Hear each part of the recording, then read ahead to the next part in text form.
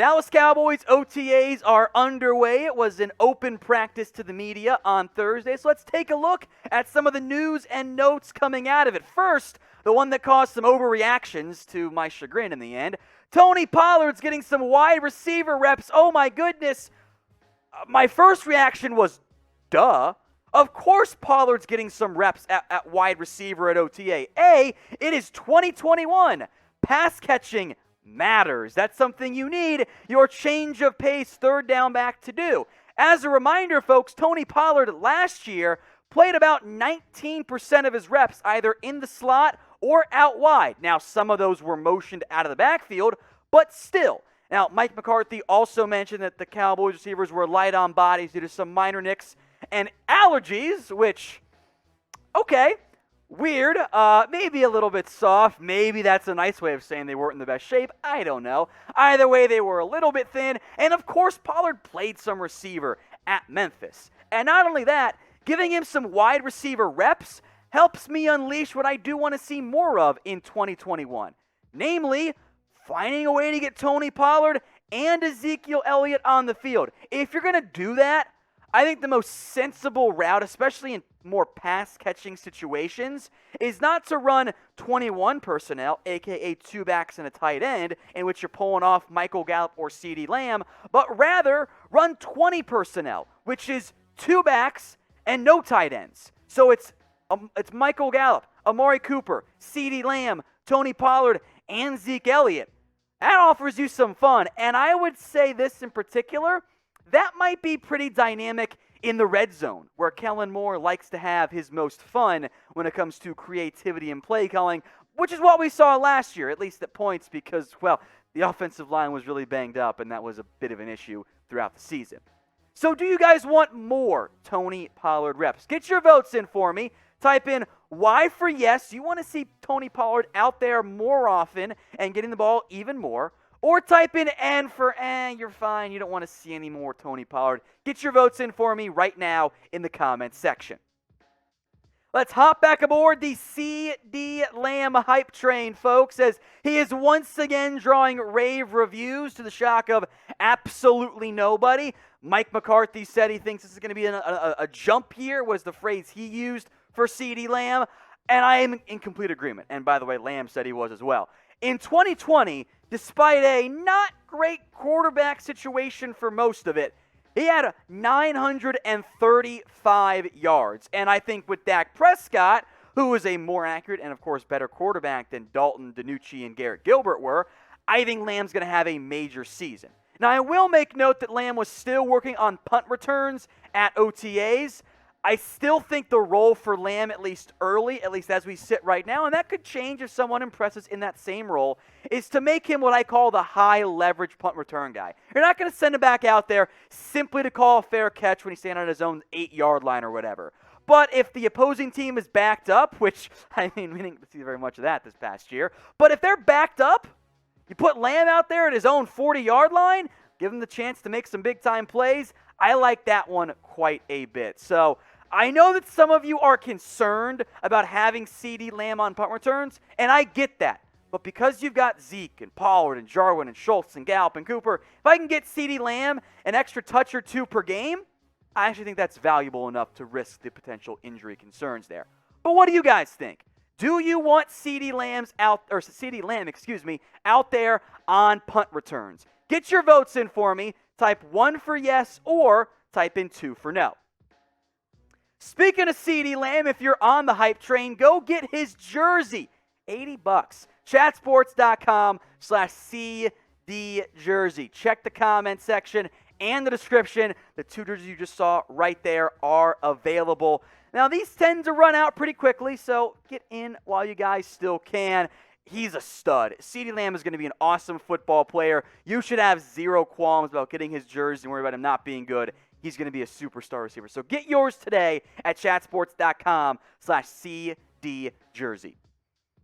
So Micah Parsons now, what his role is going to be, and Mike McCarthy mentioned this, by the way, in his press conference this morning, saying that, yes, Micah Parsons started at middle linebacker and minicamp for rookies only at OTAs, but he has been getting some more work in that DPR, strong side linebacker type of role in this 4-3 defense that looks like a 3-4, to quote Dan Quinn there in the end, I think it's a good thing because the linebacking situation for the Cowboys is a little bit cluttered. You know, Micah Parsons, Jalen Smith, those are the two guys that stick out to me as players that you'd feel comfortable playing in more of that strong side linebacker role.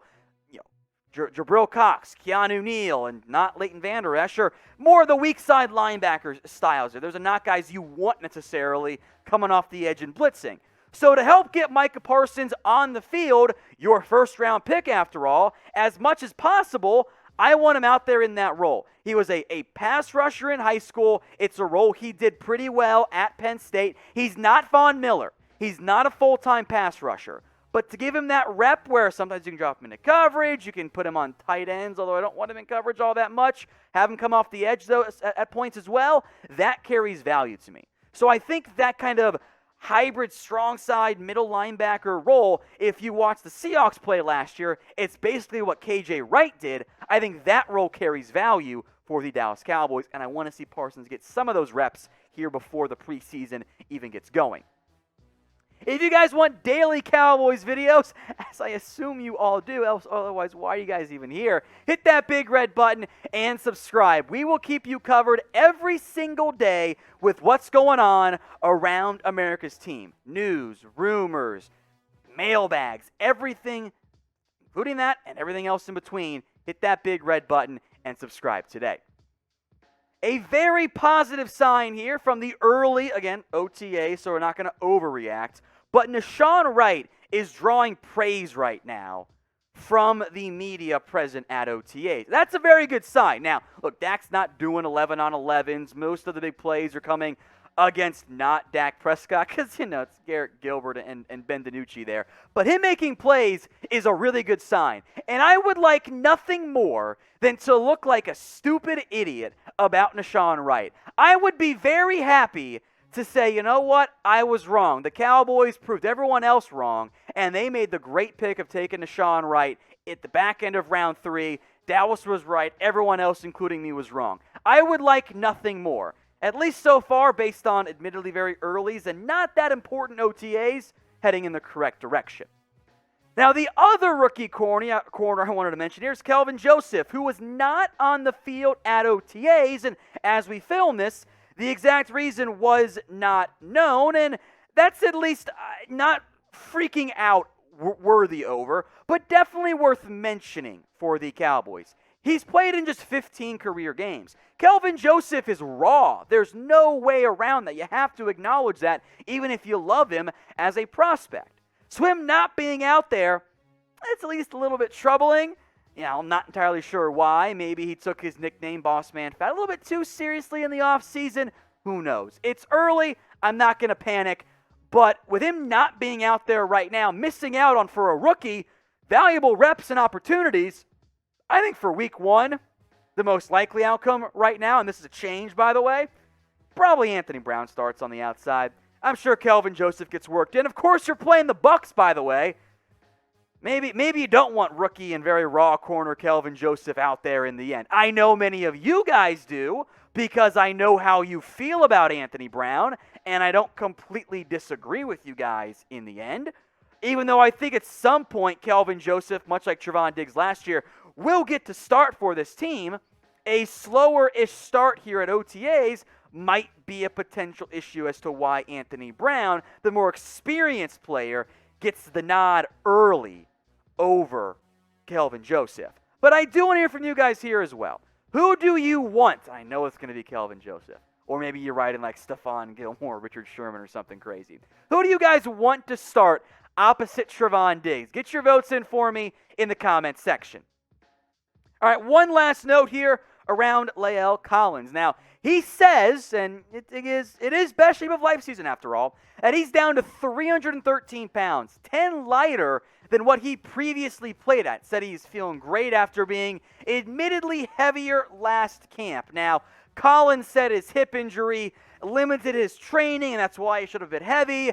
There have been some other accusations that it was the opposite. He was heavy, and then the hip popped up as a result. Either way, and think in part to him training heavily with Dak Prescott this offseason, it seems like Lael Collins is in better shape than what he was last year. And that's a good sign, because you need Lael Collins out there. He had a fantastic 2019 season. He was one of the top 5 right tackles in all of the NFL, truly by a pretty good margin, I would argue, his best season ever. So if you can get him out there at lower than his listed 320 and 323 playing weight, per his own words there, that's a very good sign for the Cowboys in getting the offensive line actually healthy this upcoming season. So we will see what things look like there for Lael Collins. Hopefully, though, he and Tyron Smith are actually in great shape and healthy this season.